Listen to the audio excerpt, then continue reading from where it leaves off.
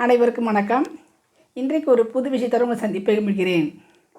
ஸ்ரீ விட்டல் ருக்மணி சம்ஸ்தான் கோவிந்தபுரம். வாங்கக்குடம் நிரப்பும் வள்ளல் பெறும் பசுக்கள் நிரம்பிய இடம் ஆயர்பாடி. அந்த ஆயர்பாடி மாளிகையில் மட்டுமல்ல, கும்பகோணத்தை அடுத்த கோவிந்தபுரத்திலும் கூட பசுக்களை கோவிந்தன் காக்கிறார். அங்கே இருக்கும் ஸ்ரீ விட்டல் ருக்மணி சம்ஸ்தானை திருக்கடையூர் செல்லும் வழியில் பார்த்து சென்றோம்.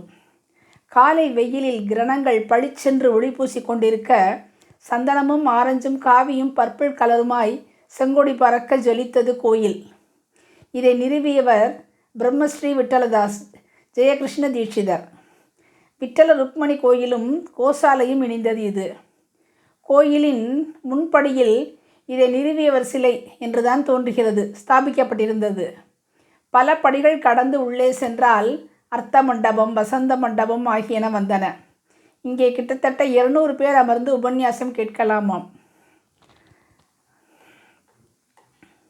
கிட்டத்தட்ட 2004 இதற்கு அடிக்கல் நாட்டி 2011 முடிக்கப்பட்டிருக்கு. மகாராஷ்டிரியன் ஸ்டைலில் கட்டப்பட்ட இதில் 100 கோடி நாம சங்கீர்த்தனங்கள் எழுதிய பத்திரங்களை அஸ்திவாரத்தில் வைத்து கட்டப்பட்டிருக்கிறது.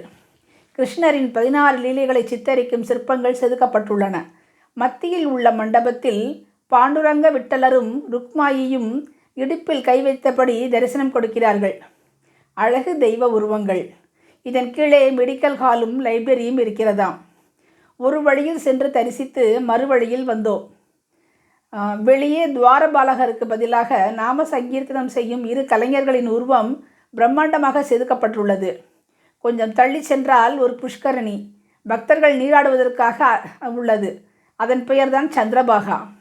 அதை கடந்து சென்றால் தென்னை மரங்கள் சூழ புல்வெளியும், அதன் மையத்தில் ஒரு மண்டபத்தில் மாடுகளும் வரிசையாக கட்டி வைக்கப்பட்டிருந்தன. அவை 2 லைன்களாக கம்பிக்கு இருபுறமும் கட்டப்பட்டிருந்தன. அவற்றின் காலுக்கு கீழேயே கழிவுகள் செல்லவும் கழுவிவிடும் தண்ணீர் செல்லவும் நீள துளைகள் அமைக்கப்பட்டிருந்தன. அதன் கீழே நீள சாக்கடை அமைக்கப்பட்டிருந்தது. மண்டபத்தின் மையத்தில் ஸ்ரீ ராஜகோபாலர் பரிபாலனம் செய்ய உச்சியில் கட்டுத்துறை முழுதும் அழகான தென்னங்கீற்றுகளால் முடையப்பட்டிருந்தது. வண்ண கீற்றுகள் கொண்டு பூக்கள் டிசைனால் உதரவிதானங்களை அழகுபடுத்தியிருந்தார்கள். பக்கவாட்டுகளில் கிருஷ்ணலீலை ஓவியங்கள் தொங்கின. அடிமாடு என்று சொல்லப்படக்கூடிய பால் சுரப்பு பற்றிய பசுக்கள் எல்லா ரகத்திலும் வகையிலும் நின்றன. இந்த அடிமாடுகள் கேரள கசாப்பு சந்தைக்கு எடுத்து செல்லப்படுவது தடுக்கப்பட்டு இங்கே கோசாலையில் பராமரிக்கப்படுகின்றன. இவற்றின் சிறுநீரில் இருந்து அர்க்கு உள்ளிட்ட ஆயுர்வேத பொருட்கள் தயாரிக்கப்படுகின்றன. மாடுகளின் சாணம், மூத்திரம் மருந்து பொருள் தயாரிக்கவும் வேளாண் பயிர் வளர்ச்சிக்கும் பூச்சிக்கொல்லியாகவும் பயன்படுகிறது. பீகார் இளைஞர்கள் அங்கே பசுக்களை பராமரிக்கும் பணியில் இருந்தார்கள். குறிப்பிட்ட நேரத்தில் அவற்றின் சிறுநீரக உறுப்பை தொட்டால் அவை அடுத்து சிறுநீர் கழிக்க துவங்குமாம். அந்த நேரத்தில் அவற்றை சேகரிப்பார்களாம். 1 லிட்டர் சிறுநீரின் விலை அதிகமில்லை ஜென்டில்மன், 500 ரூபாய்.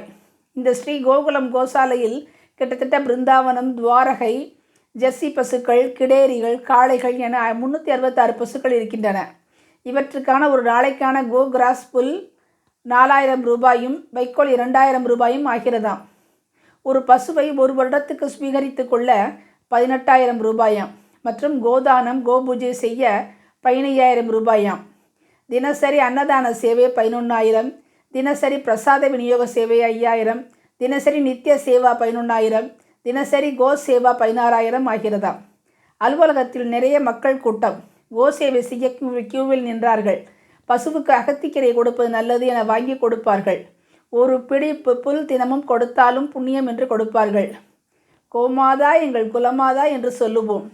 அந்த கோமாதாக்களின் பராமரிப்புக்கு ஜாதியின வேறுபாடு இன்றி முடிந்ததையும் செய்யலாம். கோவிந்தபுரியின் இணையம் www.vitalrukmini.org. முகவரி ஸ்ரீ விட்டல்தாஸ் மந்திர், ஸ்ரீ விட்டல் ருக்மணி சம்ஸ்தான், கோவிந்தபுரம், கும்பகோணத்திலிருந்து மாயவரம் செல்லும் வழி உள்ளது. இது நன்றி.